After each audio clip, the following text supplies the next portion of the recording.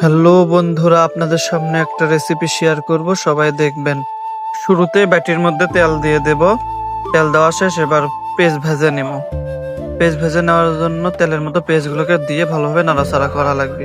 এবার আদা রসুন বাটা, জিরা মশলা বাটা, লবণ, হলুদ, মরিচ এবং পানি দিয়ে হালকা করে কষিয়ে নেব। এবার নাড়াচাড়া করে মশলাগুলোকে কষিয়ে নিতে হবে। আবারও একটু পরিমাণ মতো তেল দিয়ে দেব। এবার হালকা নাড়াচাড়া করে মশলাগুলোকে ভালো করে কষিয়ে নিতে হবে। মশলা কষানো হয়ে গেছে, এবার মাংসগুলো দিয়ে দিতে হবে।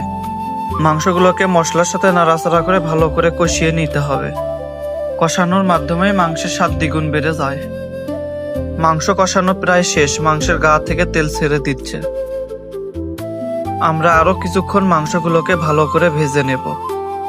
মাংস প্রায় ভেজে নেওয়া শেষ। এবার এর মধ্যে পরিমাণ মতো ঝোল দিয়ে দেব। এখন মাংসগুলোকে ঢেকে দেব। 5 মিনিট পরে ঢাকনা উঠিয়ে আবারও একটু নাড়াচাড়া করে নেব। মাংস রান্না হয়ে গেছে, এবার চুলা থেকে নামিয়ে নেব। এখন বাড়ির দিকে রওনা দিচ্ছি। তো বন্ধুরা, থাকো আজকের মতো এই পর্যন্তই। আল্লাহ হাফেজ।